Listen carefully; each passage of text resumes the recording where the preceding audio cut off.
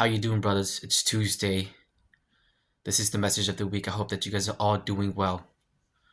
Well, this message is a message that I should be reading to myself a lot more often. I'll talk about that a little bit more in a bit, but it's Matthew 6:5. When you pray, don't pray like those hypocrites in public and at the synagogue, where they have gained the reward. When you pray, go pray in your room, lock the door. And when your Father sees you praying to Him in secret, then He will reward you. The emphasis on this, really, I wanted to touch on is, of course, the relationship between us and God.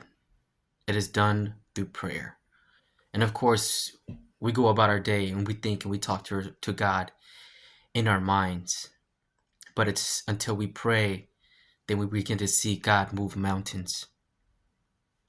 And I'll tell you a story that just happened recently, and I hope that it resonates, and I hope that you can get something out of this. So recently I was at a funeral. Great uncle of mine, he was a believer, but his two sons weren't believers at all. And of course, being me, I shared the gospel. A lot of people don't want to hear it. They obviously didn't listen to their dad, but it didn't stop me from telling them what I've been doing, how I've been doing. And let me tell you, I haven't seen them in a long time. The person that they see isn't the person that they knew. I'll tell you that much. But it's kind of hard to get through to just anybody. You share the gospel, and in the book of Matthew, Jesus sends them out by two. They share the gospel, and guess what? Whoever does not listen to them, dust your shoes off. As the testament that I tried. That I tried. We couldn't go any farther. That's just how it is. And I by no means am trying to press it and push it onto people, but I will speak the gospel of Christ.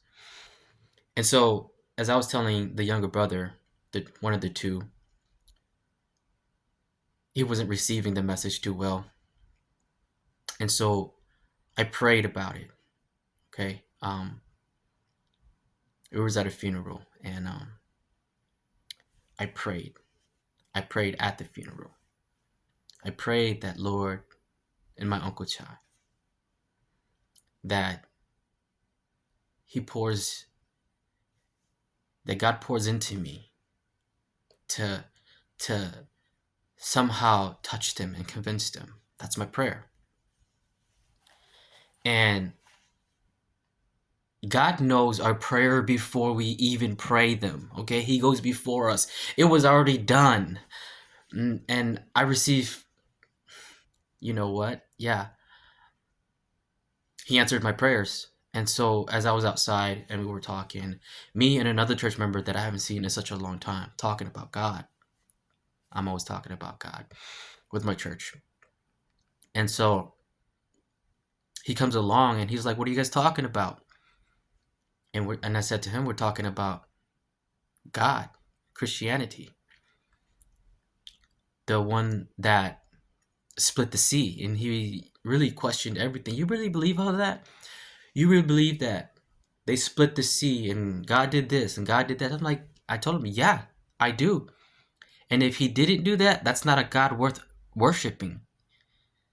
And in that very moment, I said, "I believe in all those miracles. And today we are delivering people and casting out demons." And the guy next to me, someone he knows, confirmed it.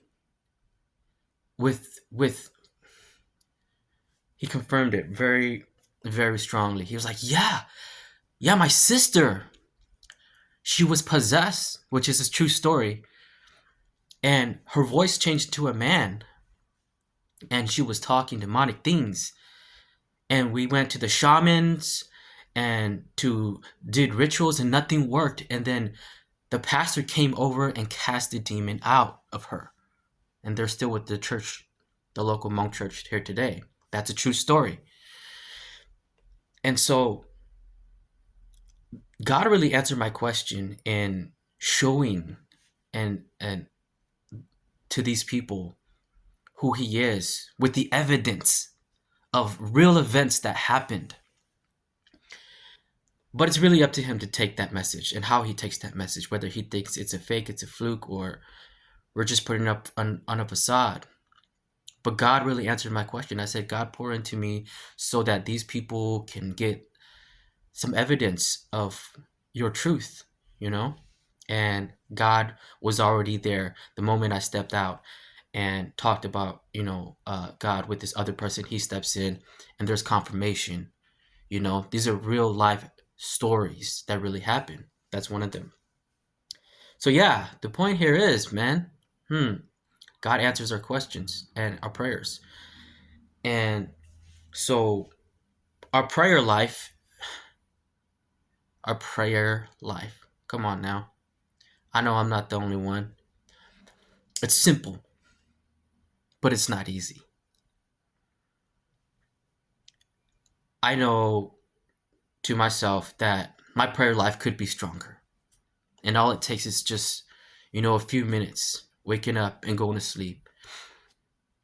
But I'll pray once at night, and I know I've been doing a lot better. So I encourage you, brothers, to take the time and sit down with God, have a conversation, not just asking him, just talking to him, having a conversation. That's a relationship. Because I know he's listening. And I know he's, he's in control of everything and he's working things in my favor in his timing. And so there's another thing I wanted to talk about too. And this I'll talk about with questions, and I'm expecting for you guys to really help me answer these questions too. So, in the beginning, before Jesus did any other miracles, Jesus was at a wedding, and his mom says, "Jesus, we're out of wine." Jesus is like, "Well, what do you want me to do? It's not my hour yet." Obviously, Jesus has already been performing miracles, but his mom calls him out and says, "Hey, it's time." And his mom says to the people, the disciples around him, "Do what he tells you to do."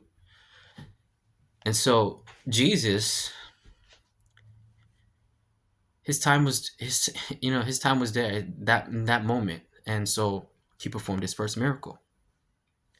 So Jesus lived a life in secrecy, okay? And Jesus did a lot of things in secret, because I'm going to touch up on this too, and I want you guys to just help me try to gather all this information and figure out exactly why. So Jesus heals the blind, and he tells the blind man, "Don't tell anybody. Don't tell anybody what just happened." Why? I don't know. So in another instant, in another moment, Jesus asks his disciples, "Who do you say that I am?"